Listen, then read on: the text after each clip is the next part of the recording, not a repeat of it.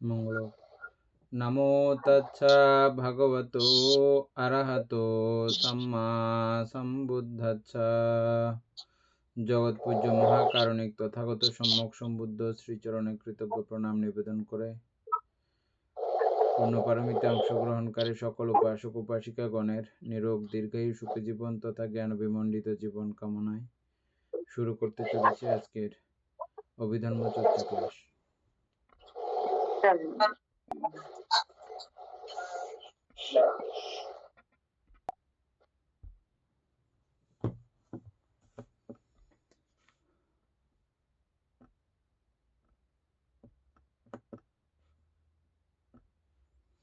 আমরা কালকে কি আলোচনা করতেছিলাম? কালকে সম্যক সংকল্প নিয়ে আলোচনা করছিলেন। ওই নৈষ্কর্ম্য সংকল্প, এটা আজকেও একটু করাবেন বলছেন, আর ব্যাপাদ, তারপর অবিহিংসা, এগুলো নিয়ে করবেন।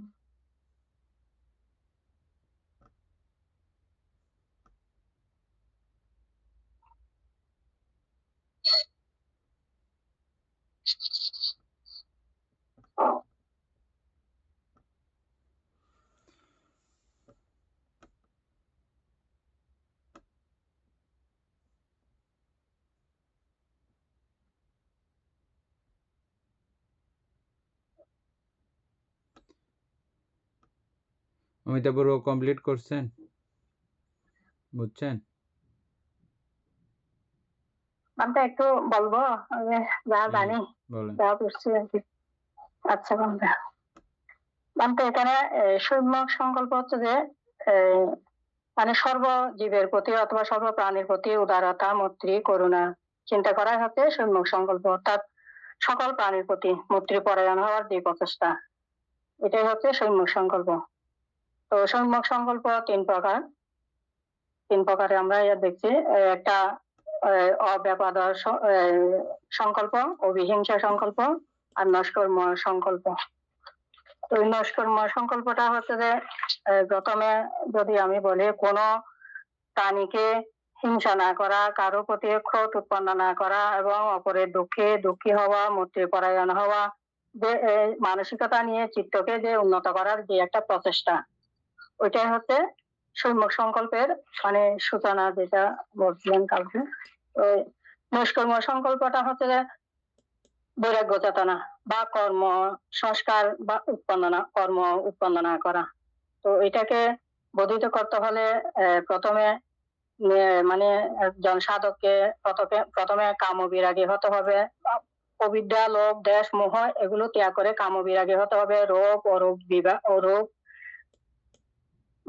বিরাগী, অর্থাৎ সর্বসংস্কার বিরাগী হতে হবে। এটাকেই নৈষ্কর্ম্য সংকল্প বলা হয়। একজন সাধক যখন সর্বসময়ে চিত্তকে বিপেষণার চেতনায় নিজেকে যখন নিয়োজিত করতে পারবে এবং বিপেষিত হয়ে মনোযোগ এবং মনোযোগ স্থাপন করতে পারবে, তখন ওনার আর সংস্কার উৎপন্ন হবে না। কারণ তখন তো তিনি জেনে যাবে যে জগৎ সংসার দুঃখময়, অবিদ্যা মোহের কারণে, এই যে এখানে নাম রূপের সমস্ত সংস্কার, নাম রূপের যে জাগতিক সমস্ত বিষয় নাম রূপের যৌথ সমন্বয়ে গঠিত, একটাকে ছাড়া একটাকে কোনো কিছু সৃষ্টি হয় না। আমরা অবিদ্যা, মোহ এবং লোভ, দেশ, মোহের কারণে আমরা যে কোনো কিছু দেখলে, আকর্ষণীয় কোনো জিনিস দেখলে আমরা লোভে আমরা এটা পাওয়ার জন্য চেষ্টা করি, এবং পাইলে আমরা সুখ উপভোগ করি।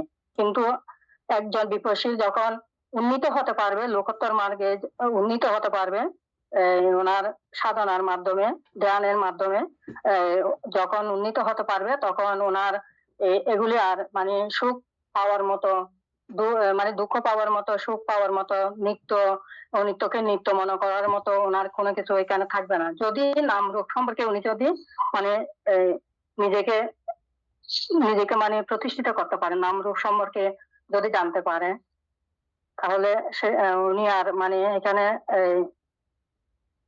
এই যে অনিত্য, দুঃখ, অনাত্মা সম্পর্কে উনি জানতে পারবে। যেমন কালকে বলছিলেন আগুন ধরলে আগুন ধরলে যে মানে পুড়ে যাবে, হাত পুড়ে যাবে। একজন বিপস্সী যখন লোকতর মার্গে পৌঁছবে উনি বুঝতে পারবে যে মানে এটা মানে দুঃখজনক, এটা মানে পুড়ে যাবে। আমরা জানি না বলে বুঝি না বলে এগুলো মানতে আমরা নাম রূপের মধ্যে ডুবে আছি, চক্রাকারে আমরা জন্মের পর জন্মে ঘুরতে আছি। একজন বিপস্সী পারবে মানে এটা রোধ করতে। এটাকে মানে যখন করতে পারবে তখন এটাকে নৈষ্কর্ম সংকল্পের মধ্যে ধরা হবে আর কি।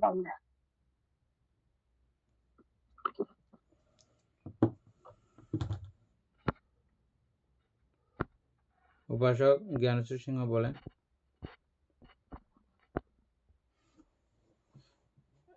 এদূর লম্বা করতে হবে না, শুধু 2 লাইন বললে আমি বুঝে যাব। শুরুটা এবং শেষটা 2টা লাইন বললে আমি বুঝে যাব, মানে আপনি নিতে পেরেছেন এটা। পুরো ডিটেলসে বলতে হবে না। কোনটা বলতে? এই সম্যক সংকল্প।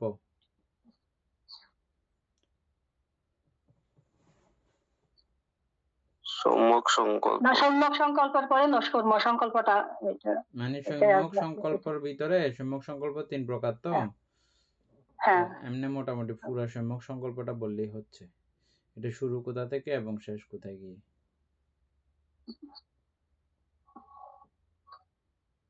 বলতে আমি আজকে বলবো না কিছু, মানে আমি শুনে যাই, একটু পরে আমি বলবো। ঠিক আছে। পুতুল বাবু তো কালকে বলেন নাই না?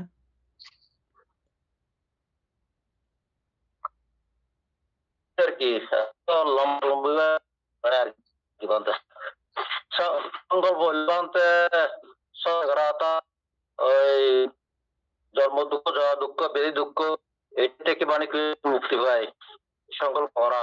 এটা এটা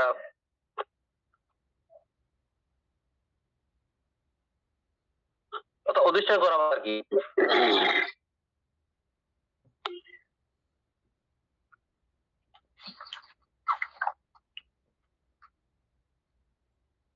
ঠিক আছে, এনি বলো। হ্যাঁ বলেন।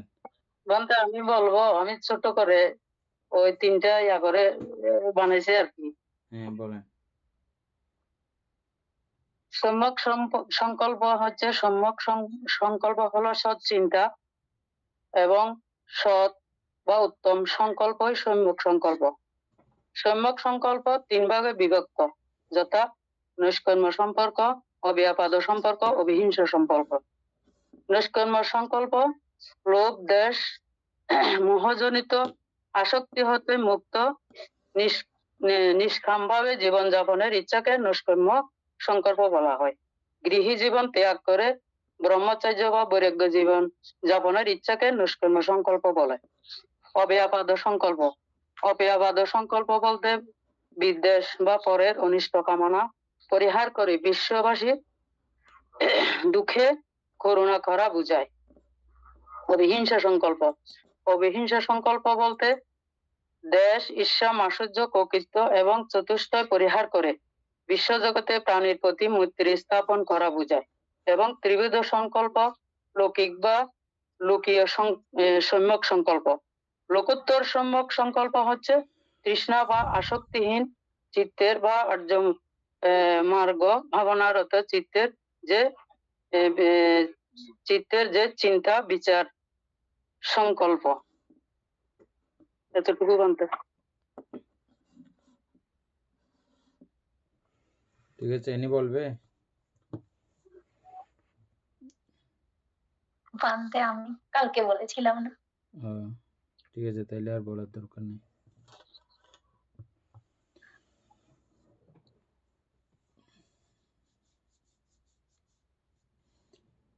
আমি কালকে এমনি বলার চেষ্টা করেছি, ঠিক আছে, কিন্তু কালকে বললেও এটা পুরো আমাদের ক্লাসের সঙ্গে সম্পর্কিত কথাগুলো। এটা আমি একদিন 1 মিনিটে বলে ফেলতে পারবো এমন বিষয় না। সম্যক সংকল্প আমি যদিও বা 1000 বলতেছি যে আমি এখনই আপনাকে বলে দেব। যারা এই হতে সে পর্যন্ত পুরো ক্লাসের সঙ্গে মোটামুটি সম্পৃক্ত ছিলেন, তারাই শুধু আমার এই আকার ইঙ্গিতের এই কথাগুলো, এই পর্যায়ের এই কথাগুলো শুধু বুঝতে সক্ষম হবেন, অন্যথায় এই সম্ভব না। তো তাহলে কি করবো বানতে বলতে পারেন। তা আমাদের এটা সুযোগ রয়েছে আমাদের পুরো ক্লাসগুলো ক্রমিকভাবে আপনাকে একটা একটা একটা করে দেখে আসতে হবে, ক্রমিকভাবে। প্রত্যেকটা ক্লাসে খুঁটিনাটি কিছু বিষয় রয়ে গেছে। একটা পুরো 1 ঘন্টা শুনবেন, ওখানে খুঁটিনাটি দেখছেন যে শুধু একটা বিষয় শিখেছেন, কিন্তু ওই একটা বিষয়ও পুরো এই আর্যষ্টাঙ্গিক মার্গ শিখার জন্য দায়ী। ওই ছোট্ট মানে ঠিক আছে আমাদের ওই দিনের ক্লাসে হয়তো কিছু হয় নাই, কিন্তু ছোটোখাটো কিছু একটা বিষয় আলোচনা হয়ে গেছে, ওই বিষয়টাও আজকে এই নৈষ্কর্ম সংকল্প শিখার জন্য দায়ী। না বুঝতে পারার জন্য ওই দিনের ক্লাসটা দায়ী, ওই দিনের বিষয়টা আমি না বুঝতে পারাটাও দায়ী। সেজন্য আমাদের এই ক্রমিকভাবে প্রত্যেকটা ক্লাস দেখাটা অত্যন্ত গুরুত্বপূর্ণ। এবং এর আগে ব্রহ্মজাল সূত্র আছে, এটাও আছে অনলাইনে, এটা ক্রমিকভাবে প্রত্যেকটা বিষয়। এবং এই ক্লাসটা ক্রমিকভাবে প্রথমে যেরকম আলোচনা হয়েছে এটা আস্তে আস্তে আস্তে আস্তে ক্রমভাবে গভীর হয়েছে আলোচনাগুলো। হুট করে একদম প্রথম দিকে গভীর আলোচনা হয় নাই, তখন একদম খুব হালকা আলোচনা ছিল, ক্রমে এটা গভীর হচ্ছে। এখন এটা গভীর আলোচনা, আর সরাসরি আর্যষ্টাঙ্গিক মার্গের মূল পাঠ বা মূল বিষয় এখন আলোচনা। তা আপনি আগাগুলো গোড়া থেকে না বুঝে আসলে এখন আগার মধ্যে এটা আসলেই কষ্ট হবারই কথা। হ্যাঁ, তারপর আমি বলি অতীত পড়তে না চাইলেও, অতীত ক্লাসগুলো দেখতে না চাইলেও সংযুক্ত থাকেন, বুঝতে বুঝতে একসময় বুঝে যাবেন। আবার বলছি, সম্যক সংকল্প হচ্ছে যে নৈষ্কর্ম সংকল্প, ব্যাপাদ সংকল্প, বিহিংসা সংকল্প। নৈষ্কর্ম সংকল্প হচ্ছে যে আমরা বইয়ে পুস্তকে এতদিন যাবৎ যা যা পড়েছি যা এই পর্যন্ত আমাদের বইয়ের সঙ্গে যা সম্পর্ক, ওটা দিয়ে মানে বৌদ্ধ ধর্ম আয়ত্ত করা যাবে না, কখনো যাবে না।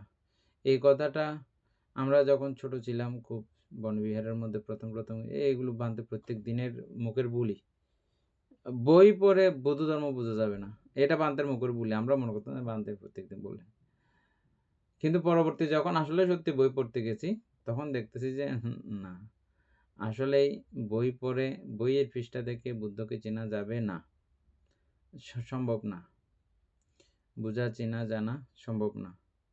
তা আপনারা বলতে পারেন তাইলে এই অর্থ সংগ্রহ বই পড়েও কি চেনা সম্ভব না? কই, আপনি পড়ে দেখেন, বা আরও যারা পণ্ডিত আছে, খুব বিদ্যায় খুব পারদর্শী দক্ষ, ওদেরকেও দিয়ে পড়াই দেখেন, পারবে কিনা? না, এটা গবেষণা আলোচনা। এবং সঙ্গে নিজের রূপের সঙ্গে নিজের নামের সঙ্গে সরাসরি পরিচয়, পড়তে পড়তে পরিচয় ঘটাইতে হবে, তখনই গিয়ে এই পুরো বিষয়ের সঙ্গে আস্তে করে তার সম্পৃক্ততা হবে। বুদ্ধ কি বলতে চেয়েছেন এটা বোঝা যাবে, বোঝা সম্ভব, না হলে বই পড়া সম্ভব না। এই জন্য যারা বইয়ের পৃষ্ঠা থেকে বলতে চেষ্টা করতেছেন, আমি প্রথমেই বলেছি এটা বইয়ের পৃষ্ঠায় নাই, এটা আমি বলার সঙ্গে সঙ্গে আপনাদেরকে উপলব্ধি করতে হবে, এবং ওই উপলব্ধির জায়গায় আপনাদেরকে পৌঁছে যেতে হবে, তখনই এই নৈষ্কর্ম সংকল্প বুঝতে পারবেন। আমি প্রথমটা বাদ দিয়ে প্রথমটা লাস্টে আলোচনা করব বলে রেখে দিয়েছি, বুঝছেন, সাম্মাদিকটি এটা। তাহলে আমরা একমাত্র একটাই আলোচনা করতেছি, আর একটা বুঝলে আরগুলো একদম ইজি লাগবে, সোজা লাগবে, এই জন্যই। তাহলে বই আমরা পেয়েছি কি, এই যে গৃহস্থ লাইফ, গৃহী জীবনের জীবনযাপন বাদ দিয়ে বৈরাগ্য জীবনযাপন করা, এটা কিন্তু এটা হ্যাঁ, এটা প্রাথমিক সূচনা লগ্নে এই কথাগুলো প্রযোজ্য। এর থেকে বাড়তি কিছু বললে ওর মাথা ঘুরে যাবে, যে বুঝবে না, যে এজন্য আতঙ্ক লাগানোর, ডর লাগানোর ব্যাপার থেকে একটু দূরে যাওয়া, কথাটা হচ্ছে যে এরকম সহজভাবে নেওয়ার জন্য। মূলত হচ্ছে যে সংসার বিরাগী হওয়া, সংসরণ বিরাগী হওয়া, সংসার ত্যাগ মানসিকতা উৎপন্ন করা, সংসার ত্যাগের পুরো মনোবৃত্তি তৈরি করা। সংসার মানে সংসরণ আমাকে কিসে করায়? আমার এই সংস্কারগুলো, এই কর্মগুলোই আমাকে সংসরণ করাচ্ছে, বারবার জন্ম কিসে দিচ্ছে আমাকে? এই কর্মগুলোই আমাকে বারবার জন্ম দেওয়ার জন্য রেডি করতেছে, তৈরি করতেছে। সুতরাং জন্ম হইলে মাত্র আমার পুরো দুঃখের সাগরের সঙ্গে আমার পরিচয়, মহা দুঃখ রাজ্যের সঙ্গে আমার পরিচয়। সুতরাং আমি আমি পণ্ডিত বিদগ্ধ জ্ঞানী হলে অবশ্যই চাইবো না আমার দুঃখের সঙ্গে পরিচয় হোক, এটা আমি চাইবো না। এটা যখন জানে বুঝে সাধক সবকিছু দেখাশোনার পরে তিনি কাম বর্জনের স্থির সংকল্পে প্রতিষ্ঠিত হন।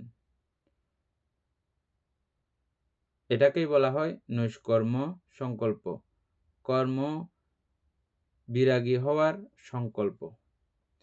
কর্ম বিরাগী আপনা আপনি ভাবে হওয়া যায় না, এটা হওয়ার জন্য ওই ক্রমে আপনাকে দানশীল ভাবনা আদি করতে করতে চিত্ত উন্নত হয়, সমৃদ্ধ হয়, তারপরে এটা পড়ার বোঝার মন মানসিকতা তৈরি হয়, চিত্ত শান্ত হয়। তখন আস্তে আস্তে এটা বুঝতে পারবেন। এটা পড়তে বসছেন কিন্তু ঘরের একটা টাল বিষয় আপনার মাথায় ঘুরপাক করতেছে, ঘরের একটা টাল বিষয় নিয়ে আপনার লোভ চিন্তায় আপনি মশগুল হয়ে রয়েছেন, বা হিংসা চিন্তায় মশগুল হয়ে রয়েছেন, বা অবিদ্যাজনিত কারণে আপনি মশগুল হয়ে রয়েছেন, তাতেও এখনকার এই আলোচনাগুলো বোঝা যাবে না। আপনারা কেন, আমরা পৃথকজন মাত্রই প্রত্যেকে এরকম। এটা যখন ওরকম শুদ্ধ মানসিকতা নিয়ে যদি আলোচনা করা না হয়, এটা বোঝা সম্ভব না, জানা সম্ভব না। তাহলে আমাদের সূচনা হচ্ছে যে নিষ্কাম বা কামনা বর্জনকে কেন্দ্র করে এটা সূচনা, আর শেষ হয় একেবারে সংসারের সংসরণ প্রক্রিয়া বর্জন বা সর্বকাম বর্জনের মধ্য দিয়ে এটা সমাপ্তি ঘটে। সংকল্প করেছেন, সংকল্পের সমাপ্তি পর্যন্ত যেতে হবে, এটাই সম্যক সংকল্প পরিপূর্ণ। সংকল্প করেছির মধ্যে বসে থাকা এটা না, আপনি সংকল্প করেছেন এবং সংকল্পের মধ্যে চলা শুরু, হাঁটা শুরু। যে মুহূর্তে সংকল্প করেছেন সেই মুহূর্ত থেকে চলা শুরু, এটা হচ্ছে জায়জুষ্টাঙ্গিক মার্গের নিয়ম। চলা শুরু করে দিতে হবে, হাঁটা শুরু করে দিতে হবে। আপনি জেনেছেন, বুঝেছেন, এখানে বসে থাকলে হবে না, হাঁটা শুরু করতে হবে। তাহলে এই হাঁটাটা ওখান থেকে শুরু হয়ে একদম কাম যেভাবে উৎপন্ন হয় না আর সেভাবেই চলা। তাহলে কাম কিভাবে উৎপন্ন হয় না আমরা কালকে জেনেছিলাম, বিপাসনা করলে আর কাম উৎপন্ন হয় না, কর্ম উৎপন্ন হয় না, কর্ম বিরাগী বলা হয় ওনাকে, কর্মহীন বলা হয়। এটা হচ্ছে যে নৈষ্কর্ম, ওই দন্তিয়া আছে না, নৈষ্কর্ম, কর্ম না, নৈষ্কর্ম, কর্ম না মানে আর কর্ম হবে না, কর্ম করব না, এটাই তো।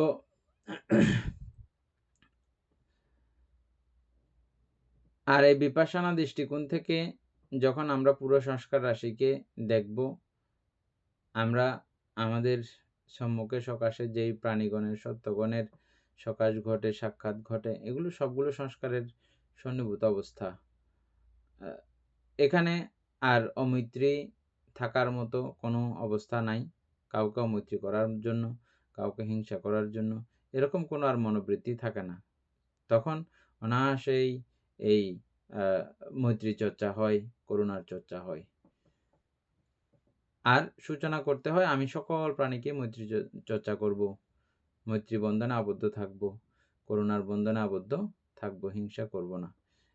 এটাই হচ্ছে যে সম্যক সংকল্প। তাহলে বিপাসনা করে আমরা কোথায় গেলাম? বিপাসনা করা মানে কি গেলাম? কর্মমুক্ত মানে কি আমি আর আছি সেখানে? কর্মমুক্ত করে দিলে সংস্কারের পুঞ্জীভূত, কর্মের পুঞ্জীভূত অবস্থায় আমাদের এই নামরূপ, আমি এটাই স্টপ করে দিলাম, থাকলো আর কিছু? এনি থাকলো কিছু আর? বুঝা গেছে যে বিষয়টা? তাহলে কোথায় গিয়ে দাঁড়ালো এটা? নির্বাণে গিয়ে স্টপ হয়ে গেল। কর্ম নাই মানে নির্বাণ, সংস্কার নাই মানে নির্বাণ। ঠিক আছে? বিপাসনার চরম সমাপ্তি, বিপাসনার শেষ প্রান্ত মানে নির্বাণ, নাকি না? একটা গেল। তারপরে 2 নম্বরটা না বুঝলে এটা কোনো অসুবিধা নাই, আমরা 2 বার 3 বার 4 বার আলোচনা করব আর্যষ্টাঙ্গিক মার্গ। এটা বোঝাটা অত্যন্ত জরুরি, এটা বুঝতে পারা কম কিছু না, এবং শেষ কিছুও। এটাই পুরো বুদ্ধ শাসনে কুলপুত্রগণ আসেন বা বুদ্ধ ধর্ম শিক্ষা করার জন্য আসেন, এটাই শিখেন। এটাকেই ঠিকঠাক মতো বোঝার জন্য যাবতীয় সবকিছু অলঙ্করণগুলো, এটা হচ্ছে মূল অবকাঠামো। এটাকে বোঝার জন্যই বিশাল বই পুস্তক দেখতেছেন আপনারা ত্রিপিটকের, এগুলো সবগুলো এই আর্যষ্টাঙ্গিক মার্গকে বোঝার জন্য, অন্য কিছুর জন্য না। অন্য কিছুর জন্য কি ঘুরে ফিরে আপনাকে লাস্টে কি শিক্ষা দেয় বইগুলো, ত্রিপিটকগুলো? আর্যষ্টাঙ্গিক মার্গই শিক্ষা দেয়, এটাই শিক্ষা পর্যন্ত পৌঁছায়। এরপরে 3 নাম্বারটা কি আছে? সাম্মাবাচা। সম্যক বাক্য। সম্যবাচা। হ্যাঁ, তাহলে সাম্মাবাচা কারো বলতে ইচ্ছে করলে বলেন।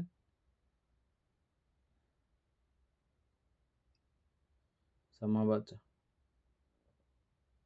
বা সম্যক বাক্য, বাংলাতে এটাকে বলা হয় সম্যক বাক্য, পালিতে সাম্মাবাচা। বলেন, কে বলবেন?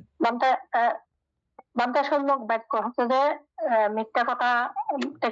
মিথ্যা কথা থেকে বিরত থাকা, তারপর বিভেদমূলক ঝগড়া জাতীয় এগুলো কথাবার্তা থেকে বিরত থাকা, কর্কশ কটু কথা থেকে বিরত থাকা, বাজে বাজে কথা বলা না বলা, আছে না অনেক কথা। তারপর সবসময় সত্য কথা বলা, শান্তিপূর্ণ কথা বলা, সদয় কথাবার্তা বলা, এটাই হচ্ছে সম্যক বাক্য। ঠিক আছে, উপাসক জ্ঞানেশ্বর সিংহ বলবে?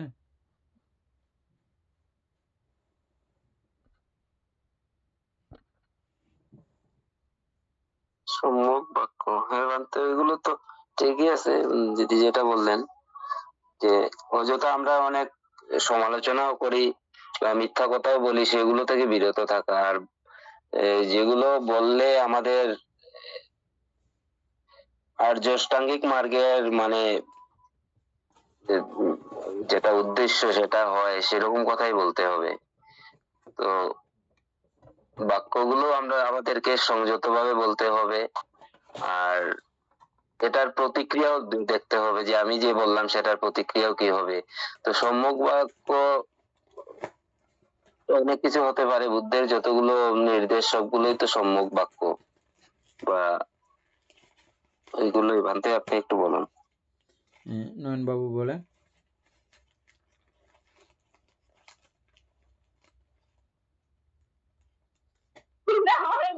বন্দনা মঙ্গল। সম্যক বাক্য বলতে সম্যক বাক্য বলতে আমাদের যে 3টা বিষয় আছে, যে ভীষণ বাক্য, পরুষ বাক্য এবং মিথ্যা বাক্য। আমাদের সত্য কথা বলা, তারপর সম্প্রলাপ যেটা যেটা অপ্রয়োজনীয় কথা এগুলো না বলা, তারপর ভীষণ বাক্য একজনের কথা আরেকজনকে না বলা, যেই কথা বললে ঝগড়া সৃষ্টি হবে এই ধরনের কথা থেকে বিরত থাকা, এবং সত্য বাক্যর মাধ্যমে জীবন যাপন করা। ঠিক আছে, রনি বড়ুয়া।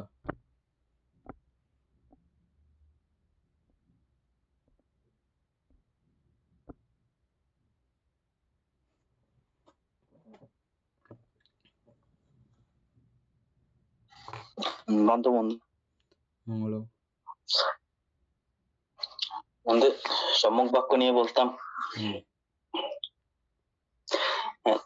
সম্যক বাক্য বলতে আমরা এইভাবে বুঝতে পারি, হচ্ছে জগতের মধ্যে যত প্রকার অকুশল বাক্য আছে সব অকুশল থেকে বিরত থাকা।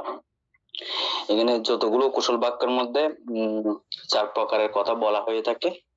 মিথ্যা বাক্য, পুরুষ বাক্য কর্কশ বাক্য, ভীষণ বাক্য যেটা হচ্ছে বিভেদ সৃষ্টি করে, আবার সম্প্রলাপ বাক্য যেটা হচ্ছে অযথা কথা বলা।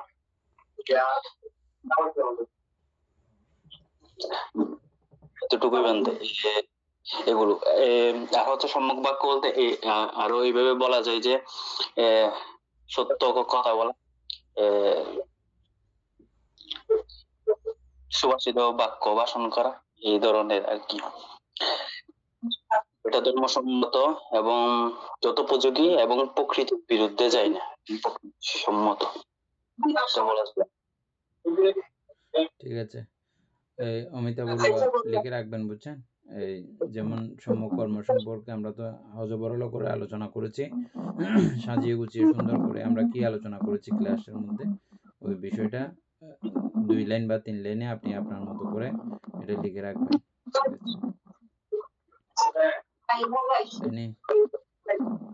শিল্পী বড়ুয়া মিউট করছেন, বলেন। সম্যক বাক্য হচ্ছে 4 প্রকার: সুভাষিত বাক্য, মিথ্যা বাক্য, পুরুষ বাক্য, কর্কশ বাক্য, ভীষণ বাক্য। মার্গচিত্তের পরে হচ্ছে যে পরচিত্ত। যে বাক্য ব্যবহার করলে নিজের বা অন্যের ক্ষতি হয় সেটাই হচ্ছে সম্যক বাক্য। মঙ্গলসারিত হয় এমন বাক্য বলাটাই হচ্ছে সম্যক বাক্য। ঠিক আছে, আজকে লিখে রাখবেন, আমাদের জাস্ট ফাইনাল যেখান পর্যন্ত যাবে সেই আলোচনাগুলোর পরে লিখে রাখবেন। বুঝতে পারবো, বুঝছেন? প্রত্যেকটা লিখবেন একটা একটা করে। সমাধিটিটা এটা জায়গা রাখবেন, এটা পরে লিখবেন আর কি, পরে আলোচনা করব আমরা সেই জন্য। এনে আর এর মধ্যে আর কেউ বলতে চাইলে বলেন।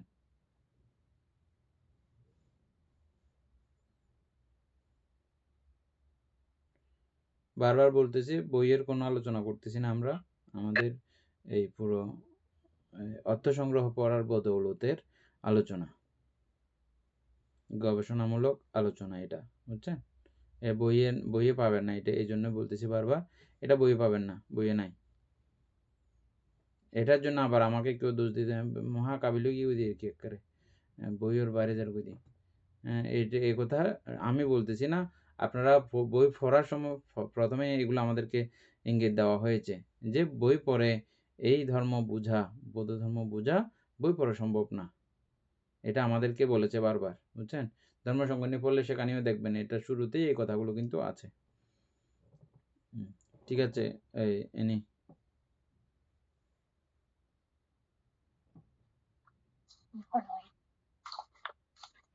বান্তে সম্যক বাক্যের সূচনা হচ্ছে যে 4 বাক্য দিয়ে, অর্থাৎ 4 বাক্য হচ্ছে মিথ্যা বাক্যের বিরতি, পিছুনা বাক্যের বিরতি, পুরুষা বাক্যের বিরতি, সম্প্রদায় বাক্যের বিরতি।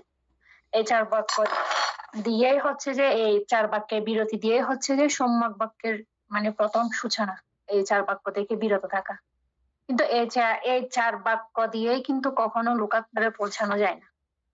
আমাদের যদি একদম লাস্ট স্টেপ যদি পৌঁছাতে হয় তাহলে আমাদেরকে অনাত্মাকে অনাত্মা বলতে হবে, দুঃখকে দুঃখ বলতে হবে, অনিত্যকে অনিত্য বলতে হবে।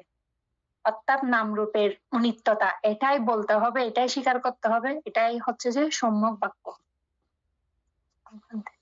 2 লাইনের মধ্যে পুরো বিষয় চলে আসছে, আশা করি খেয়াল করেছেন। বলে এগুলো বানতে একটু ভেঙে বুঝাই দেন না, ভেঙে বুঝাইতে হলে আমরা এতদিন যা পড়ে আসছি তা পুরা, বুঝছেন? এটা হচ্ছে যে মূল কথা, এখান থেকে শুরু, হ্যাঁ, এখান থেকে ওগুলো ত্যাগ করলে এটা শুরু হয়েছে আপনার। তারপরে আপনি সম্প্রলাপ বাক্য বাদ দিয়ে সংযুক্তি কথা বলবেন, দরকারি গুরুত্বপূর্ণ কথা বলবেন, এটা শুরু। তারপরে মিথ্যাবাদ দিয়ে সত্য বলা শুরু করবেন, এটা শুরু। তারপরে ভীষণবাদ দিয়ে সংযুক্তি কথা, পৌরুষবাদ দিয়ে মিষ্টি কথা, সুন্দর সাজানো গোছানো কথা, এটা হচ্ছে যে সূচনা। আর শেষ হচ্ছে কোথায়? এই দেহ বা মন, দেহ বা মন এটা কি? এটা সুখ না দুঃখ? আমরা প্রমাণ করেছি দুঃখ, এটা দুঃখ বলতে হবে। দেহ যদি সুখ বলেন তাহলে কি হলো? এটা মিথ্যা বলা হলো। মন যদি সুখ বলেন মিথ্যা বলা হলো, সত্য বলা হলো? হলো না, ঠিক আছে? তারপরে দেহ নিত্য বললে মিথ্যা বলা হলো, দেহকে অনিত্য বললে সত্য বলা হলো, মনকে নিত্য বললে মিথ্যা বলা হলো, অনিত্য বললে সত্য বলা হলো, এবং দেহকে অনাত্মা বললে সত্য বলা হলো, আত্মা বললে মিথ্যা বলা হলো, মনকে অনিত্য বললে সত্য বলা হলো, আর নিত্য বললে মিথ্যা বলা হলো। এটা ক্রমিকভাবে এগুলো যেতে যেতে যেতে এই পর্যন্ত গিয়ে যাবে। তাহলে অনিত্য, দুঃখ, অনাত্মা সমাহার কি হলো নির্বাণ? বলেন। বান্দা যদি মহাজন জিজ্ঞেস করে আপনি কেমন আছেন? এটা লৌকিক ভাবে আমরা যতক্ষণ বেঁচে থাকি, যতক্ষণ বেঁচে আছি, এবং কি অরহত ফলে প্রতিষ্ঠিত হয়ে যাওয়ার পরেও বর্তমান বিষয়কে আমার মনে মনে আমি এটাকে ছেড়ে দিয়েছি যে, কিন্তু বাহ্যিক লোকাচারভাবে এগুলো ঠিক আছে। ঠিক থাকলেও ওই গণ্ডির বাইরে যায় না। আবার গণ্ডি বলতে কি, তিনি আর দ্বাদশ অকুশল চিত্তের সঙ্গে সম্পর্কিত হতে যান না। কুশল পর্যন্ত উনার সীমাবদ্ধতা, বুঝেছেন? ওই কুশল চিত্তগুলোও লৌকিক অবস্থা, হ্যাঁ, ওটাও লৌকিক, এটাও লৌকিক। তবে এই লৌকিকের অকুশল সাইড তিনি আর কখনো করেন না। যিনি এটা ফাইনালি বুঝে যান, ওনার পক্ষে অকুশল সাইডগুলো আর করা সম্ভব হয় না। কুশল সাইডগুলো তিনি স্বাভাবিকভাবে আমাদের মতো করে করেন। এই জন্য অরহতকে চিনতে পারে না, বুঝতে পারে না কোনো সাধারণ মানুষে।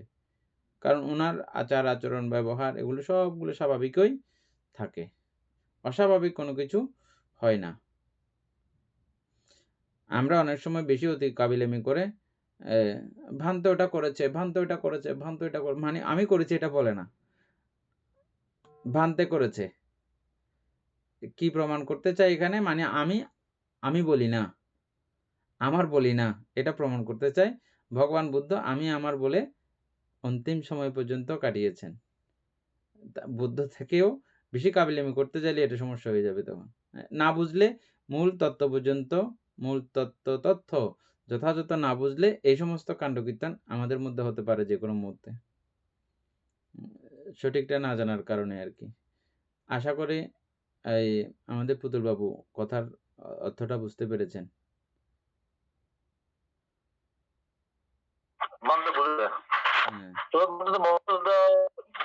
জিজ্ঞেস করলে ভালো আছি, বুঝছেন? কিভাবে ভালো আছেন? আমরা ত্রিশরণে শরণাপন্ন থাকলে আমরা ভালো আছি বলতে পারি। ত্রিশরণে শরণাপন্ন নাই, ভালো আছি বলতে পারি না। কারণ আমি জ্ঞানে সমৃদ্ধ না থাকলে, ত্রিশরণে শরণাপন্ন থাকা মানে কি? আমি জ্ঞানের শরণে আছি, জ্ঞানের আশ্রয়ে আছি। জ্ঞান কি? ওই সেই চার্য সত্য জ্ঞান, যার যতটুকু হয়েছে আর কি, ওই পরিমাণে। ওই জ্ঞানের আশ্রয়ে জ্ঞানের শরণে থাকে যারা, তারা ভালো আছি বলতে পারে। তো সমস্যা কোথায়? বুঝা গেছে? এবং বৌদ্ধ ভিক্ষুরাও দ্বিতীয়বার পরিচিত ব্যক্তিত্বের সঙ্গে জিজ্ঞেস করেন কেমন আছেন উপাসক। তার মানে আপনি বুঝবেন না আমার শারীরিকভাবে কেমন আছে, এটা সেটা না, এটা ওই প্রশ্ন, উপাসক কেমন আছেন। উপাসক কেমন আছেন বললে বুঝতে হবে যে আমাকে আগে ভান্তে ত্রিশরণ সহ পঞ্চশীল ধর্ম দিয়েছিল, ওই ত্রিশরণ সহ পঞ্চশীল ধর্ম আমার কাছে অটুট আছে কিনা এবং ওটা ঠিকঠাক রেখে ভালো আছে কিনা, ওটাই জিজ্ঞাসা। ভান্তাদের জিজ্ঞাসা থাকে ওটাই, ওই জায়গাতে, বুঝছেন? তো এই জন্য ভান্তে জিজ্ঞেস করলে মাত্র চিন্তা করতে হবে, ঠিক আছে তো, ভালো আছি তো, চিন্তা করে ফেলতে হবে। আন্দাজ করে ভালো আছি, শারীরিক কথা ভান্তেরা ওইভাবে জিজ্ঞেস করলেও এটা শারীরিক মানসিক উভয় সাইডের ব্যাপার। যাই হোক, আমরা কোথায় ছিলাম? সাম্যবাচা। তাহলে সাম্যবাচাটা অমিতা বড়ু এখন পরিষ্কার হয়েছে আপনার?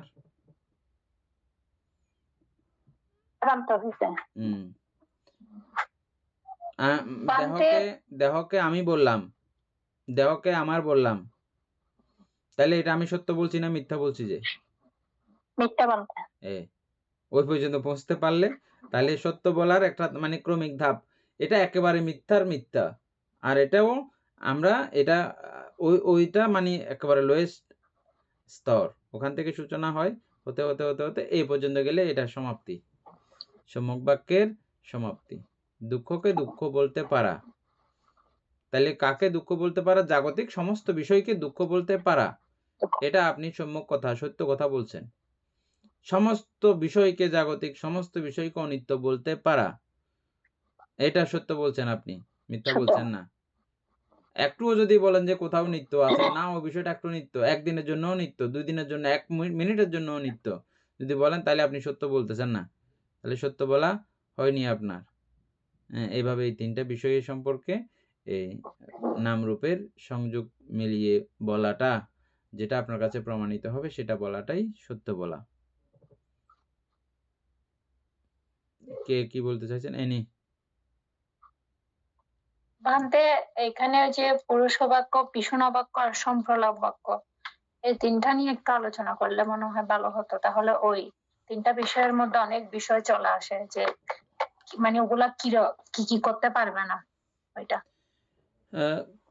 পিছন বাক্যের হচ্ছে যে কাউকে ভেদ লাগিয়ে দেওয়া, বন্ধ করলে আপনি সম্যক বাক্যের সূচনা হলো। তারপরে এটাকে আপনি একটু ডেভেলপ করতে চান, তখন সংযুক্তি কথা বলবেন। মানে আমি এটাকে আর একটু উন্নত করতে চাই, যাদের ইচ্ছে করে, বুঝছেন না? আমরা সময় সুযোগে কথা বলা তো আমাদের একটা অভ্যেস আছেও। হ্যাঁ, তখন আপনাদের ওই অভ্যেসগুলো আপনারা এতদিন খারাপ কাজে লাগিয়েছেন, এখন ভালো কাজে লাগাবেন, সংযুক্তি কথা বলবেন। কিভাবে সংযুক্তি কথা বলতে হয় আমি ভান্তেদের উদাহরণ দিয়ে আপনাদেরকে শিখিয়েছিলাম, মনে আছে? আমার ব্যক্তিগত কিছু উপলব্ধি উপমা দিয়ে আপনাদেরকে বুঝিয়েছিলাম, মনে আছে? বান্তে এখানে যদি পুরুষ বাক্য যেটা মানে বলছে যে দুইজনের মধ্যে ভেদ সৃষ্টি করা, পুরুষ বাক্য না, এটা ওইটা হচ্ছে যে কর্কশ ভাষা। এটা আমরা বলতেছি পিছন বেদ বাজিয়ে দেওয়া। আচ্ছা হ্যাঁ পিছনা বাক্য। তো ভেদ বাজানো মানে অর্থাৎ দুইজনের মধ্যে ওইটা হয়তো বা কথাটা সত্য ছিল, মানে উনি যে কথাটা বলেছেন ওই কথাটা সত্য ছিল, সত্য থাকা সত্ত্বেও কিন্তু ওনাদের দুজনের মধ্যে যে ভেদাভেদ, এই সত্য কথা বলার কারণেও মানে ওনাদের মধ্যে দুজনের মধ্যে ভেদাভেদ সৃষ্টি হয়েছে, ওইটাও কি সম্যক বাক্যর মধ্যে পড়বে? হ্যাঁ অবশ্যই, মানে কথা অনেক সময় কথাটা সত্য, কথাটা সত্য। হ্যাঁ, এটা অনেক সময় বলে এরকম, আমাদেরকে ছেলে এরকম কিছু বাবার কথা বলে ফেলছে আমাকে। ছেলে বলছে যে বাবার কথা, বুঝছেন না? তো আমি বলছে যে ও ঠিক, সবকিছু ঠিক। আমি কি করলাম, এই জিনিসটা বাবাকে লাগাই দিলাম, বলে দিলাম। তো তাদের দুজনের মধ্যে কি হয়ে গেল, ভেদ করে দিলাম আমি। আমি জানি এই কথা বললে ভেদ হয়ে যাবে, তাদের মধ্যে কেরেঙ্কার লেগে যাবে, বুঝছেন? একদম এটা তাহলে মিথ্যা এবং এই বিষয়ের মধ্যে কিন্তু তফাৎ আছে, পার্থক্য আছে, খেয়াল করেছেন? এগুলোকে বলা হয় ভেদ বাক্য। আমি জানি বুঝি যে এই কথাটা বললে মাত্র এখন ভেদ লেগে যাবে। এজন্য প্রশংসামূলক কোনো কিছু ভালো কথা যদি আপনার থাকে প্রশংসা করার জন্য, তখন আপনি এগুলো প্রশংসা করবেন। মিথ্যা বলে প্রশংসা করা, এটা আবার মিথ্যা হয়ে যাচ্ছে আপনার। হ্যাঁ, সত্যি সত্যি গুণাবলী আপনার আবিষ্কার করতে হবে। আমি যেগুলো উদাহরণ দিয়েছিলাম এগুলো আমি আবিষ্কার করেছি, সত্যি কথাগুলো করে তারপর আমি বলতে গেছি যে, বুঝছেন? এই উদাহরণটা বলার আগে আমি অনেক চিন্তা করেছি আগে, ঠিকঠাক মতো হচ্ছে কিনা জিনিসটা, তখন আমি উদাহরণটা আপনাদেরকে দিয়েছি। যে মনে আছে উদাহরণগুলো না?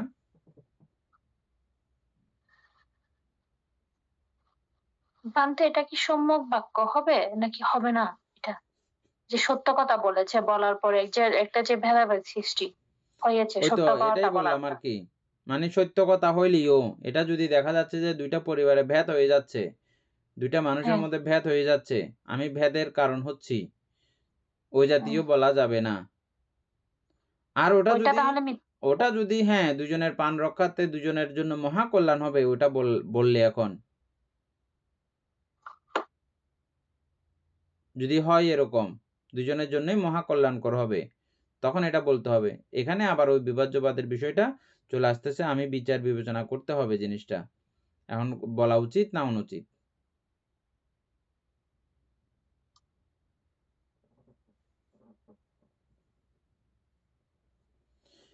এবং আরেকটা বিষয় আছে, কিছু কিছু বিষয় যে আমি ওই বিষয়টা ওই ব্যক্তির সঙ্গে ওই ব্যক্তি যদি একটা ফাটল ধরিয়ে দিই, এতে ওদের দুজনেরও কল্যাণ হবে, দুজনেরও মঙ্গল হবে এবং দুইটা সমাজেরও মঙ্গল হবে, দুইটা দেশেরও মঙ্গল হবে। ওইরকম যদি কথা হয় তাহলে বেদ বাজিয়ে দিলে উল্টো কল্যাণ হবে, মঙ্গল হবে। এটাকে বলা হয় বিভাজ্যবাদ। বুঝাইতে পারছি না? পারি নাই? আমি জানি যে তাদের দুজনের মধ্যে যদি যোগাযোগ থাকে মানে দনুয়া উগ্গতনুগ্গ অসত্যে অসৎ উগ্গতনুগ্গ গুমার উগ্গতনুগ্গ ডিবর মানে একলা একলা থাকলে কিছু করতে পারতো নয় কিন্তু দুজনেরও যদি কোনো রকম যদি ফাঁক করে দেন যায় তাহলে দুজন অর্ধঙ্গ হয়ে যাবে বই তাহলে ইতারার সমস্ত শক্তি কমে যাবে বই তো সমাজের মধ্যে যে যে অশান্তি কোন এখন ঘরের দুজনে মিলেমিশি এগুলো আর করতে পারবে না ওই জাতীয় বিষয় তখন আপনার সত্যি কোনো রকমের এরকম ক্লু আছে তখন বললেন বলার মধ্য দিয়ে তারা দুজন ভিন্ন পথ অবলম্বন করলো ভিন্ন রাস্তা অবলম্বন করলো তো করাতে ওটা তখন ক্ষতির ব্যাপার নাই এটাও বইয়ের আলোচনার বাইরে কিন্তু এটা বইয়ে এই জাতীয় আলোচনা পাবেন না কেন এটা আবার এটা বললাম ওই যে সবকিছুর পরেও এক কথাতে শেষ নয় একান্তবাদী নয় বৌদ্ধ ধর্ম এটা শীল বলেছে এমন বলেছে এমন বলেছে এমন বলে সবকিছু ঠিক আছে সবকিছুর পরেও একান্তবাদী না এটা তো বলেছি আমরা অনেকবার না এনে তোমার কথাতে এটা ফুটে উঠছে পিছন বাক্য সব সময়ের জন্য পিছন বাক্য এটা সত্যি হোক মিথ্যা হোক সত্যি বলিও পিছন বাক্য বলি মিথ্যা বলিও পিছন বাক্য বলি কিন্তু এখন বললাম যে সত্যি বলার মাধ্যমেও আমি সত্যি করেই বললাম তাতেও যদি তাদের পিতা পুত্রের মধ্যে একটা ফাটল সৃষ্টি হয়ে যায় স্বামী স্ত্রীর মধ্যে ফাটল সৃষ্টি হয়ে যায় সেরকম সত্যি কথাও স্টপ রাখা ভালো না বলা ভালো আবার এটাও বলতেছি যে এদের দুজনের সংযোগ না হইলে তাদের দুজনের জন্য মঙ্গল সমাজবাসী সকলের জন্য মঙ্গল এরকম যদি হয় হ্যাঁ ওইরকম সত্য কথা তাদের বলার মাধ্যমে তাদেরকে আলাদা করে দেওয়াও ভালো বহুজন হিতার্থে বহুজন কল্যাণার্থে ঠিক এই পর্যায়ে এটা গেল এখন কোথায় ওই যে বিভাজ্যবাদের মধ্যে বেশি ইয়ে হয়ে যাচ্ছে মনে টাইট হয়ে যাচ্ছে আপনাদের জন্য কথাগুলো না এনি বোঝা গেছে কি এর পর্যন্ত এমনি এই জায়গার বিভাজ্যবাদ একবার বুঝলে সব জায়গায় একই কথা একান্তবাদী কথাগুলো একবার বুঝলে সব জায়গায় একই কথা বুদ্ধ ধর্ম একান্তবাদী না বিভাজ্যবাদী একান্তবাদী মানে কি এটা বলছে এটা সর্বসময়ের জন্য এরকমই থাকতে হবে যে এটা একান্তবাদী এরকম না স্থান কাল পাত্র বিচার বিবেচনা করে নানা ধরনের পরিবর্তন হতে পারে হবে এটাই হচ্ছে যে বিভাজ্যবাদ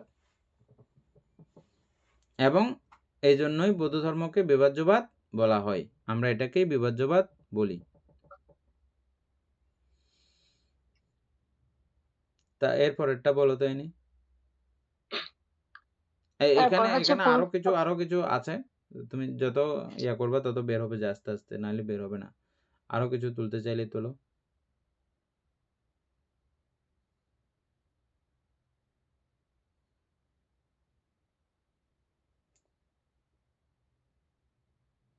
এখন আর মনে পড়ছে না আচ্ছা ঠিক আছে এগুলো এরকমই যত আপনারা ইয়া করবেন মানে সমস্যায় ফেলবেন আমাকে আমি তত এগুলো আস্তে আস্তে ইয়েগুলো বাইর করব বলেন কে বলতে যাচ্ছে একটা যদি 8 টাকার 208 চল এই 16 ভাগ প্রত্যেক সময় ব্যক্ত অঙ্গ এটা বাদ আর প্রত্যেক কাবাস প্রত্যেক এবং করতে এগুলো এনে বুঝা গেছে বানতে বুঝি নাই কথা উপাসক আমরা বুঝি না আবার একটু বলেন বলতে গেলে বলা হচ্ছে যে 8 টাকা লোকল এই লোক কুষ্ঠচিত্তে সম্ভব কর্ম 8 টাকার লোকোত্তর কুশল এই লোক চিত্তে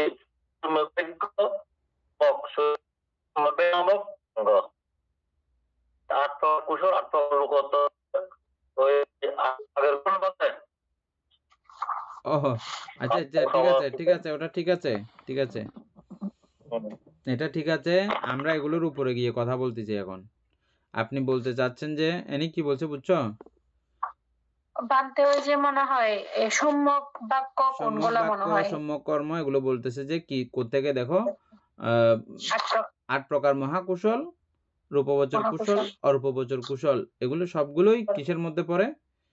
সম্যক বাক্যের মধ্যে পড়বে। ওই জাতীয় যদি কথা হয়, ওই জাতীয় যদি আর কাজ হয়, সম্যক কর্মের মধ্যেই পড়বে। বুঝছেন? তবে এটা সম্যক তখনই হবে যখন আপনি নির্বাণ লাভের জন্য রেডি করতে যাচ্ছেন, তখন হবে যে সম্যক, এমনি বলা হবে না। আমরা পুরোটা সংযুক্ত করলে তখন এই পুরো জিনিসটা আপনি বুঝে যাবেন। একটার সঙ্গে একটা মিল রাখতে হবে। এই ২টা আজকে শিখছেন, ২টা খুব ভালো করে ইয়া করবেন, মানে রিয়ালাইজ করবেন ভালো করে। হ্যাঁ? নিজের মধ্যে খুব আলোচনা করবেন, গবেষণা করবেন, হ্যাঁ? এবং এটা বারবার দেখার চেষ্টা করবেন। সম্যক বাক্য সম্পর্কে আমরা কি বলেছি? বারবার এটা দেখার চেষ্টা করবেন। মাঝখানে যদি কিছু আবার ইয়া হয়, আবার প্রশ্ন জাগে, আবার জিজ্ঞেস করবেন। বই খুঁজতে গেলে হবে না। বই খুঁজলে এগুলো পাবেন না। বইতে পাবেন না। এজন্য বলতেছি বইয়ের না বিষয়টা। হুম। তারপরে পুরুষ বাক্য সম্পর্কে কিছু বলবা? বানতে পুরুষ বাক্য হচ্ছে তো তাহলে এটা বলেন না পরস্পর। হ্যাঁ?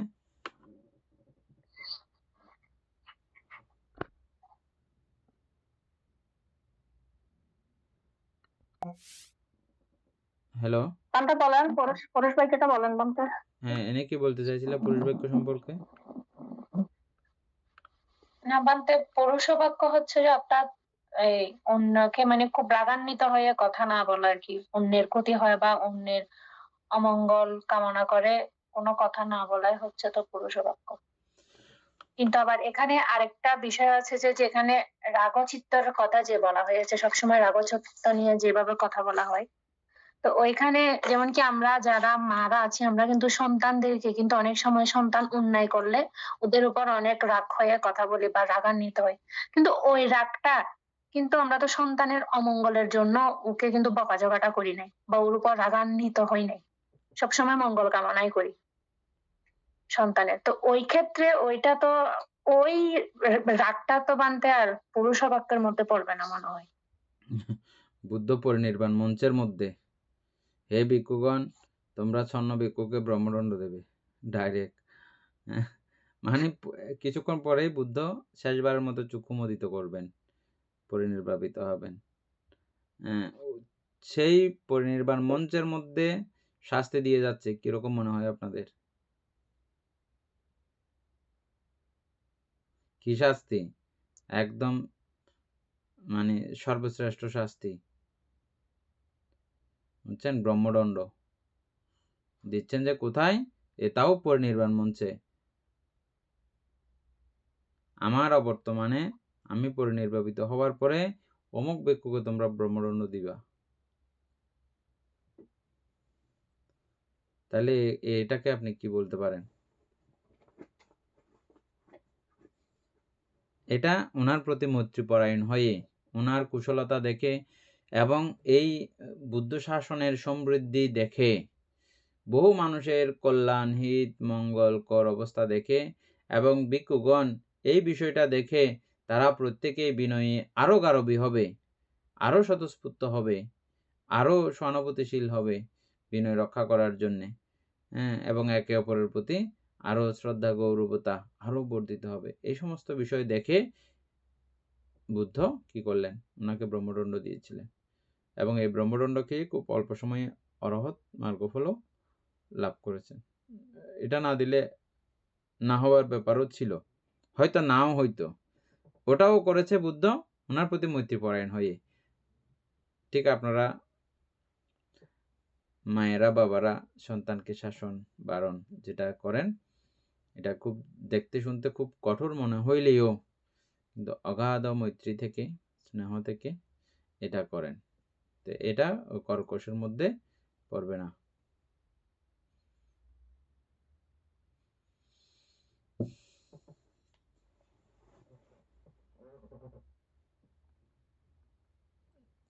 আচ্ছা, তারপরে হচ্ছে যে এই বাজে কথার পর্যায়ে কোত্থেকে শুরু হবে, যেমন ওই অকুশল চিত্ত যেই কথা দ্বারা তৈরি হয়, ওই কথা বাদ দিয়ে কুশল চিত্ত যেখান থেকে শুরু হয় সেখান থেকে সূচনা ক্রমান্বয়ে উন্নত করা যায়, এবং উন্নত করতে করতে লাস্ট পর্যায়ে তিনি সবচেয়ে গুছানো ভালো কথা কি, আর্যষ্টাঙ্গিক মার্গের কথা, চতুরার্য সত্যের কথাই মানে শ্রেষ্ঠতম ভালো কথা, ওটা আর্যষ্টাঙ্গিক মার্গের কথাই শ্রেষ্ঠ ভালো কথা। এর আগ পর্যন্ত যেগুলো বলা হয় ওটার বিচারে চিন্তা করলে তখন এগুলো কিন্তু সবগুলো বাজে কথার মধ্যে পড়ে যায়। আর্যষ্টাঙ্গিক মার্গের সঙ্গে যখন বিচার করা হয় তখন বাকিগুলোও কি হয়ে যাবে, বাজে কথার মধ্যে পড়ে যাবে।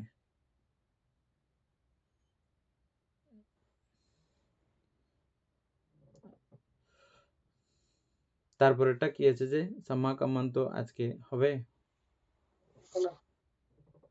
আজকে বানতে আর হবে না, আর আজকে 2 আর টাইম মিনিট নেই। আছে। মানে এখানে বানতে সম্প্রলাপ বাক্য একটা আছে, তো আর একটা মিথ্যা ইয়ের মধ্যে, এই যে সম্যক বাক্যের সম্প্রলাপ মধ্যে। বাক্যের কথা বললাম আর কি, এখন বানতে আমাদের পুতুল সম্প্রলাপ বাক্য বাবুর কথা মানে দিয়ে বললাম, পুতুল বাবু যেভাবে বলেছেন সেভাবেই বললাম, যেই বাক্যের মাধ্যমে আমার দ্বাদশ অকুশল চিত্ত তৈরি হয়, ওই বাক্য ব্যবহার করলে সম্প্রলাপ, মানে সম্প্রলাপ, ঠিক আছে। সম্প্রলাপ তো আমরা বুঝি অকথা নকথা বলা, এগুলো প্রয়োজন ছাড়া কথা বলা এগুলো। তবে এই কথাগুলোর মাধ্যমে আমার ওই দ্বাদশ অকুশল চিত্ত উৎপন্ন হচ্ছে কিনা, যদি হয় তাইলে এগুলো সম্প্রলাপ বাক্যের মধ্যে খুব চরম অবস্থা। সম্প্রলাপ বাক্যের শেষ বা বন্ধ করার সূচনা কোথা থেকে, এগুলো বাদ দেওয়ার মাধ্যমে। আমি দ্বাদশ অকুশল চিত্ত জাতীয় ওই জাতীয় কথা আর বলবো না। তাহলে না বললে তাহলে আমার কি হলো, এখন ঠিকঠাক কথা, দান করিও, দান করা খুব ভালো, শিল পালন করিও, শিল পালন করা ভালো, তারপরে দশবিধ কুশল কর্ম সম্পাদন করিও, খুব ভালো, এগুলো। এটা কমিক সূচনা হলো এখান থেকে, মানে আস্তে আস্তে আপনি ডেভেলপ করা শুরু করলেন, এগুলো ভালো কথা, এগুলো ঠিক আছে। আচ্ছা, আপনারা বলতে পারেন ভান্তে আমরা যে এই আমাদের সন্তান আদিকে পড়তে বলি বা এটা করতে বলি সেটা করতে বলি, এ জাতীয় নানা জাতীয় কাজ করতে বলি না আমরা, এগুলো কিসের মধ্যে পড়বে?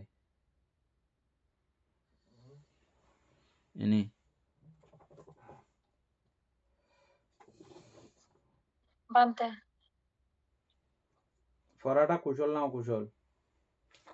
পড়ালেখা করা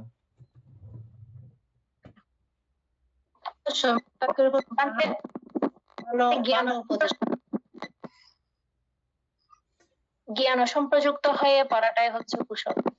নয়ন বাবু, পড়াটা কুশল না অকুশল?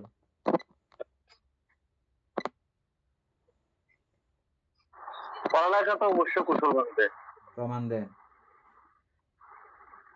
পড়ালেখা না করলে তো বানতে ওর এই যে লৌকিক বলেন বা লোকোত্তর বলেন, ওর রাস্তা তো ওইভাবে হাঁটতে পারবে না। সে যদি বুঝতেই না পারে জিনিসটা এরকম, এটা মঙ্গল, এটা অমঙ্গল, এটা বুঝতে হলে তো তার আক্ষরিক জ্ঞান দরকার আছে। আর যদি সে পড়ালেখা যদি যত গুন্ডাবিদ্যা আছে এগুলো শেখার জন্য করে, না, এখানে বিষয়টা হচ্ছে পড়ালেখাটা যদি সে তার মঙ্গলের জন্য হয়, এটা অবশ্য কুশল। এখন আমাদের মধ্যে যদি পড়ালেখাটা যদি আমি টার্গেট করি যে না এটা শিখে আমি এমন একটা ব্যক্তি হিসেবে দাঁড় করাবো, পুরো মানে অরাজকতা যেগুলো বা অকুশল কর্ম যেগুলো সেগুলো সব সম্পাদন করবো, সেক্ষেত্রে এটা অকুশল হবে বলতে। সুতরাং এই কিন্তু কখনোই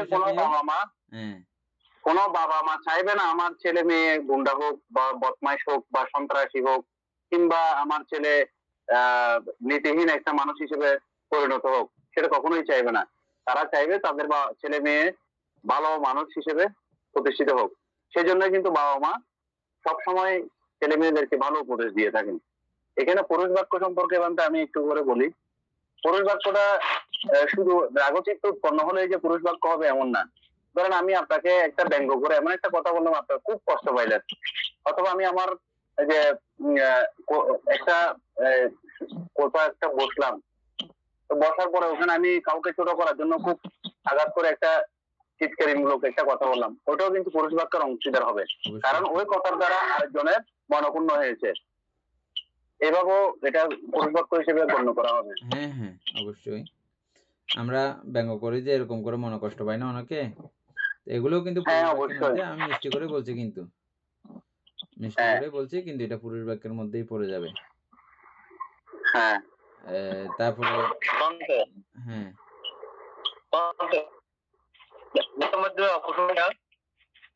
হ্যাঁ আচ্ছা, আমি বলতে এক মিনিট দাদা, আপনি যে নেট ইউজ করেন ওটা কি ওয়াইফাই নাকি আপনি মোবাইলের নেট? নেট। তো নেটটা খুব মানে ডিস্টার্ব মনে হয় আর কি, কারণ আপনার কথাগুলো আমরা বুঝতে পারি না। সিম পাল্টাতে হবে, সিম কোন কোন নেটওয়ার্ক ব্যবহার করেন ওটা পাল্টাইতে হবে। হ্যাঁ, এটা আমার মনে হয় একটু চেঞ্জ করা দরকার। আমি অনেকদিন থেকে আপনাকে খেয়াল করতেছি, আপনার কথাগুলো ক্লিয়ার হয় না। আপনি বলতে চান কি আমাদের বাংলাদেশের ওয়াইফাই গুলো ডিস্টার্ব।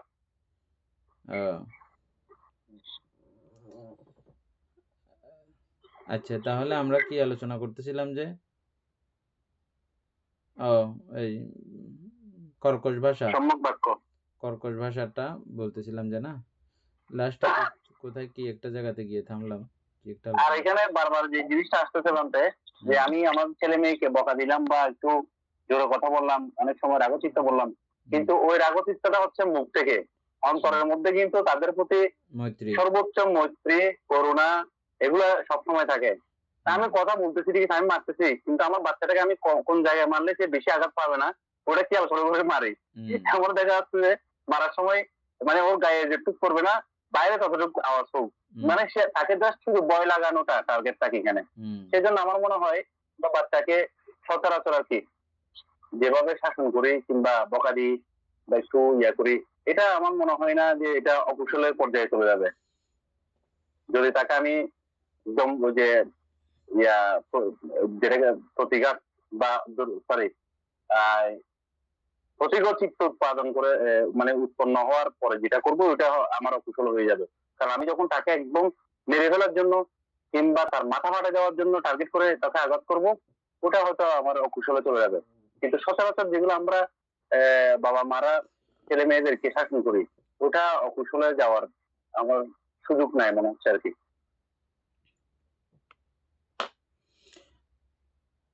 পৃথিবী বড় বৈচিত্র্য, এই জন্য বলছি একান্তবাদী নয়।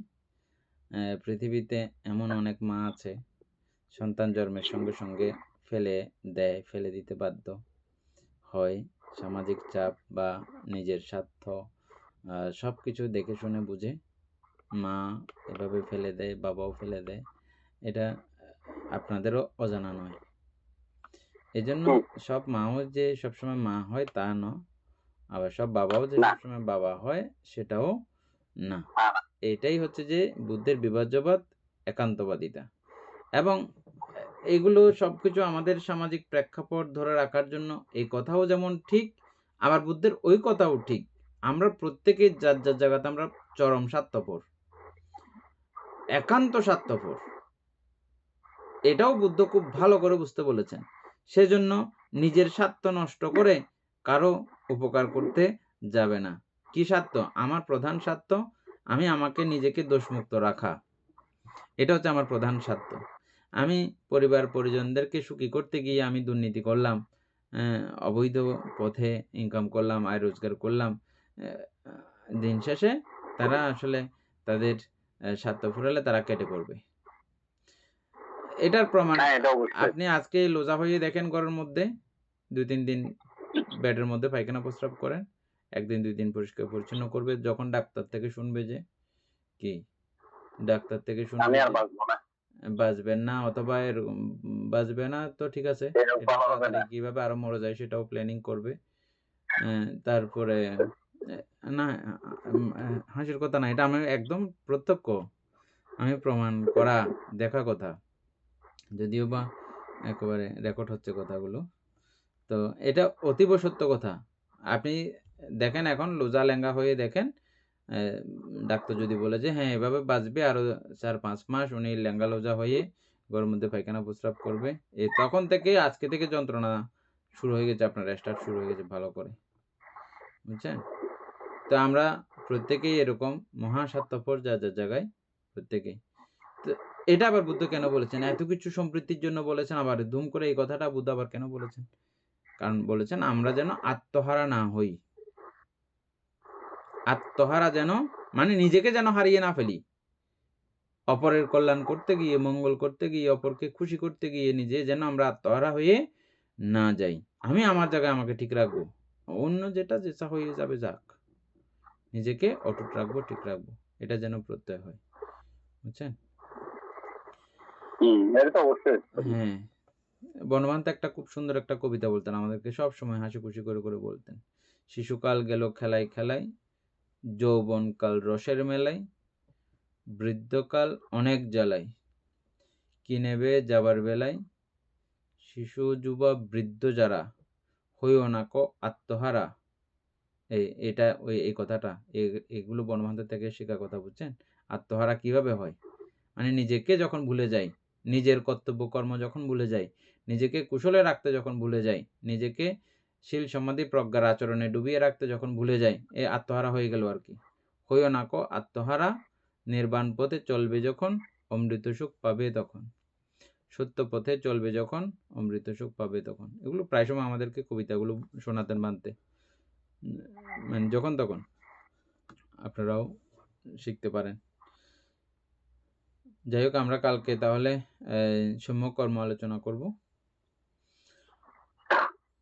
এতক্ষণ যাবৎ আমরা অভিধর্ম চর্চা করেছি এবং অভিধর্মের আলোকেই আমরা আর্যষ্টাঙ্গিক মার্গ আলোচনা করছি।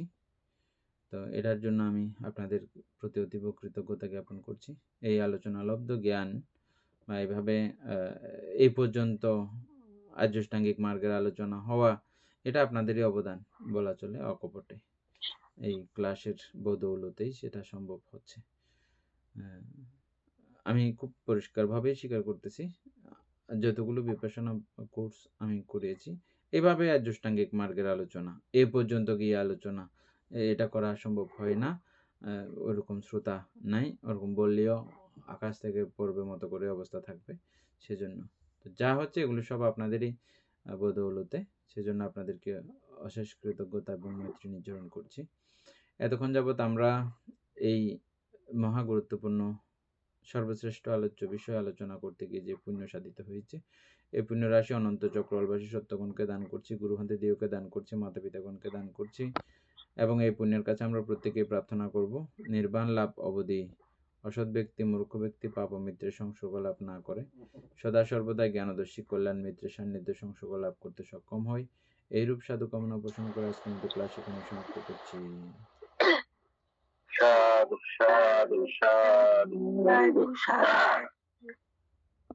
ওকাশ বন্দামি বান্তে দারতেনাং কথং সাব্বাং অপরাধাং ক্ষমাতু মে বন্তে দ্যুতিয়ম্পি। ওকাশ বন্দামি বান্তে দারতেনাং কথং সাব্বাং অপরাধাং ক্ষমাতু মে বন্তে দ্যুতিয়ম্পি। ওকাশ বন্দামি বান্তে দারতেনাং কথং সাব্বাং অপরাধাং ক্ষমাতু মে বন্তে। সাধু অভিবাদন শিলাচ্চ নিচ্ছং বদ্ধ